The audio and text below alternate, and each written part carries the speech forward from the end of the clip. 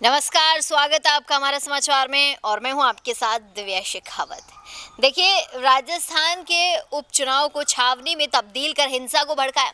हिंसा भड़की तो लोगों ने मारापीटी शुरू कर दी, लड़ाई हुई, दंगा जो है भड़क उठा और वो चुपचाप तमाशा देखता रहा। दरअसल ये कहानी वैसे तो किसी फिल्म की अधूरी स्क्रिप्ट से कम नहीं कहूंगी मैं, जैसे राइटर फिल्म के हर सीन को बड़ी ही बारीकी से लिखता है, ठीक है।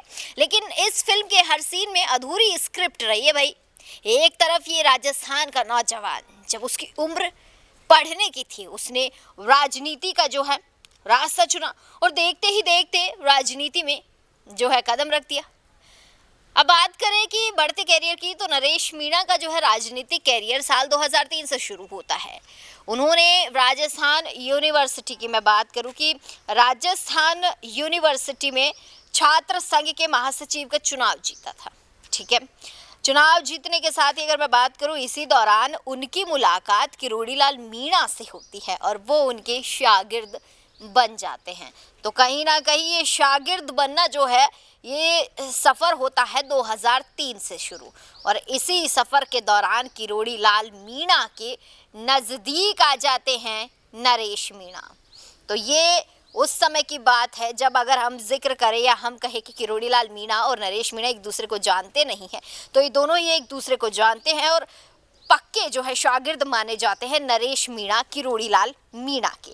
जब सामाजिक आंदोलन हुए तो किरोड़ीलाल मीणा के साथ कदम से कदम मिलाकर चलने का जो काम किया था, वो किया था नरेश मीणा ने। और मैं आपको बता दूं कि किरोड़ीलाल के साथ कदम मिलाकर वो चल रहे थे और लोग उन्हें छोटा किरोड़ी कहने लगे थे। साल 2017 आई, जयपुर में मीणा समाज की रैली थी। तब नरेश ने अपने अंगूठे पर कट लगाया, यानी कि अंगूठा काटा, किरोड़ीलाल मीणा का खून से तिलक भी किया।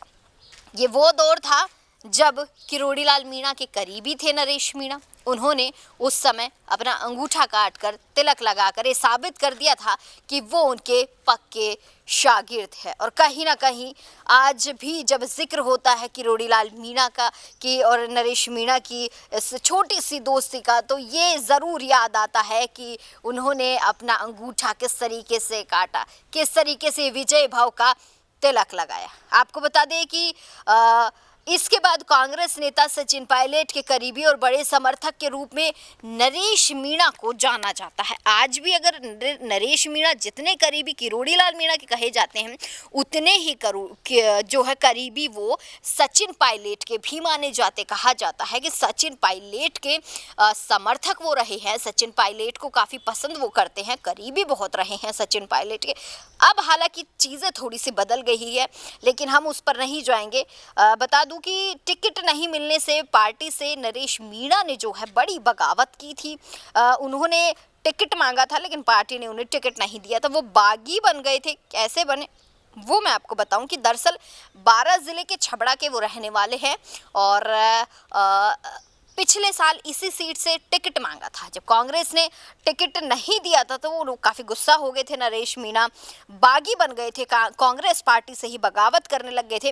कांग्रेस से बगावत कर चुनाव लड़ा और बतौर निर्दलीय उम्मीदवार उन्होंने करीब 44,000 वोट हासिल कर कांग्रेस पार्टी को बड़ा नुकसान पहुंचा दिया। तो देखिए, कांग्रेस खेमे को अगर नुकसान पहुंचाने का किसी ने काम किया है तो कहीं ना कहीं नरेश मीणा ने वो किया है, क्योंकि वो पार्टी के करीबी थे, सचिन पायलट के भी करीबी रहे हैं। तो पार्टी को ये लगता था कि नरेश मीणा कहीं ना कहीं पार्टी का हित चाहते हैं। लेकिन नरेश की जो मंशा रही है, नरेश खुद अपने आप में एक पॉलिटिकल लीडर है। नरेश को भी ये लगता था कि कहीं ना कहीं मैं ही क्यों ना चुनाव लड़ूं, कहीं ना कहीं पार्टी ही मुझे एक प्रतिनिधि के तौर पर रखे, पार्टी ही मुझे एक चेहरा बनाए। लेकिन नरेश की ये गलतफहमी उन्हें ले डूबी और पार्टी ने उन्हें टिकट नहीं दिया। आपको बता दूं कि जबकि इस चुनाव में बीजेपी उम्मीदवार ने करीब 5,000 वोटों के अंतर से जीत हासिल की थी। इसके बाद उन्होंने लोकसभा चुनाव से फिर टिकट की मांग की। इस बार उन्होंने दौसा लोकसभा सीट से दावेदारी तो जताई, लेकिन हालांकि मार्च में कांग्रेस ने उन्हें वापस पार्टी में भी ले लिया कि कोई बात नहीं, चलिए बगावत की है, खैर भूल चूक माफ हो जाती है।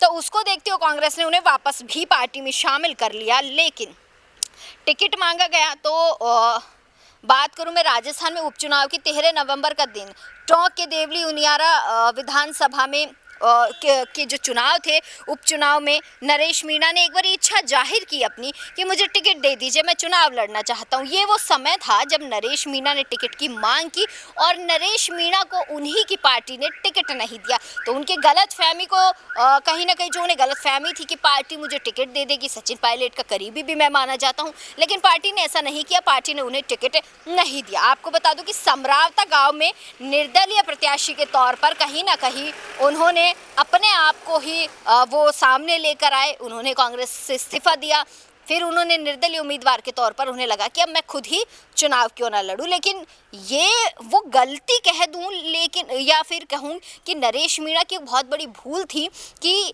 इन चुनाव में निर्दलीय उम्मीदवार होना कोई गलत बात नहीं है, आप अपने आप को रिप्रेजेंट कर सकते हैं, बड़ी बात है। लेकिन इस दौरान जो थप्पड़ कांड होता है, सभी को याद है, सभी के जहन में बिल्कुल बैठा हुआ है, किसी के ज़बान से अभी तक ये थप्पड़ कांड नहीं गया है। एक एसडीएम को चुनाव के दौरान थप्पड़ जड़ दिया जाता है। एक सरकारी अधिकारी जो ऑन ड्यूटी है, काम कर रहे हैं अपना, उनको थप्पड़ जड़ने का काम किया जाता है नरेश मीणा की तरफ से। बात करूं समरावता गांव की, चुनाव प्रक्रिया चल रही थी, वोटिंग हो रही थी, निर्दलीय प्रत्याशी नरेश मीणा एसडीएम, उन्होंने अमित चौधरी को जो है थप्पड़ जड़ दिया। इसके बाद बवाल शुरू हुआ। 4 दिन तक काफ़ी इस बवाल ने रौद्र रूप लिया था, शांत भी नहीं हुआ था। और उसके बाद आज की मैं बात करती हूँ, प्रेजेंट डेट की, फरवरी का माह चल रहा है, नवंबर की बात है, तो आप समझ सकते हैं कि मामला अभी तक शांत नहीं हुआ, थमा नहीं है, काफ़ी रौद्र रूप ले चुका है। रौद्र रूप नहीं कहूँगी, अब इसे मैं जंग का नाम दे दूंगी कि जंग छिड़ चुकी है। नरेश वर्सेस जनता वर्सेस जेल वर्सेस राजनीति पार्टियां, ये चल रहा है फिलहाल। तो खैर, वैसे तो नरेश मीणा को जेल से बाहर लाने के तमाम प्रयास किए जा रहे हैं, लेकिन कहीं ना कहीं किस्मत जो है उन्हें जल्द बाहर नहीं लाना चाहती है। इसके साथ ही मैं बात करूं कि कई महीनों से नरेश ने जो है जेल की दाल रोटी खा ली है, शायद अब उन्हें घर का खाना नसीब हो जाए जल्द ही, ये भी कयास जो है लगाए जा रहे हैं। लेकिन सोचने का विषय तो ये है कि जनाब, क्या मीणा का राजनीतिक जो करियर है, सफ़र है, वो ख़त्म हो चुका है? क्योंकि एक तरफ उनकी ज़मानत याचिका को जो है खारिज कर दिया जाता है, वापस क्या नरेश मीणा राजनीति के सफ़र में लौटेंगे? क्योंकि अगर नरेश मीणा एक बार बाहर भी आ जाते हैं, ज़मानत मिल भी जाती है, तो सवाल ही बड़ा बनता है कि क्या नरेश मीणा वापस पिच पर आएंगे? तो ये काफ़ी सारी चीज़ें हैं, सोचने का विषय है। आपको बता दूं कि राजनीति के मैदान में लौटेगी, या मैं कहूँगी कि पुराने खिलाड़ी जो हैं उन्हें टिकने देंगे कि नहीं इस मैदान में, ये भी देखने का सवाल होगा। क्योंकि एक तरफ उनकी ज़मानत याचिका को खारिज कर दिया गया, फिर उन्हें केस में ज़मानत भी मिली है। अब तो नरेश जी को मैं कहूँगी कि भगवान से प्रार्थना करना ही अच्छा है कि भगवान एक बार तो उन्हें बाहर निकाल दे, क्योंकि काफ़ी दिन हो गए हैं अब उन्हें भी दाल रोटी खाते खाते। इसके साथ ही अभी देर रात की मैं बात करूं तो नरेश मीणा के पिता कल्याण सिंह मीणा व माता प्रेमबाई एक प्रतिनिधि मंडल के साथ जो है उन्होंने मुख्यमंत्री भजनलाल शर्मा से मुलाकात की है। उनकी मुलाकात जो है सुखद रही है। कहीं ना कहीं उनके पिता ने मीडिया से वार्ता करते हुए कहा है कि जल्द ही नरेश मीणा प्रकरण जो हुआ है एक बारी उसको बताया गया है, पूरी बारीकी से मुख्यमंत्री के सामने समक्ष सारी बातें रखी गई है कि किस तरीके से क्या कांड हुआ था। उन्होंने गुहार लगाई है कि जल्द नरेश मीणा को बाहर लाने की प्रक्रिया है उसे पूरा किया जाए, क्योंकि नरेश के माता पिता, आप समझ सकते हैं, माता पिता को अपने बच्चे प्यारे ही लगते हैं, तो कहीं ना कहीं उन्होंने कहा है कि उनके बच्चे का कोई खास कसूर नहीं रहा था। तो वो सारी चीज़ें उन्होंने मुख्यमंत्री के समक्ष रखी, मुख्यमंत्री ने भी उनकी बातें सुनी हैं। अब मीडिया के सामने जब उनके माता पिता आए तो उन्होंने कहा है कि हमारा बेटा अगर निर्दोष है तो उसे जल्द से जल्द हमारे बेटे को जो है बाहर लाया जाए। लेकिन अब मेरा सवाल तो यही देखिए कि 25 फरवरी को विधानसभा का जो घेराव करने की बात कही गई थी, आंदोलन करने की बात कही गई थी, अब वो आंदोलन स्थगित हो चुका है। नरेश के माता पिता ने बड़ा डिसीजन लिया है। अब देखना होगा कि नरेश मीणा क्या जेल से जल्द बाहर आते हैं, या फिर ये जो आंदोलन अभी स्थगित हुआ है ये आंदोलन वापस होता है, बड़ा रूप लेता है, वापस छावनी बनती है समरावता। ये क्या कुछ होता है, वो सारी चीज़ें आपको कहाँ देखने को मिलेंगी?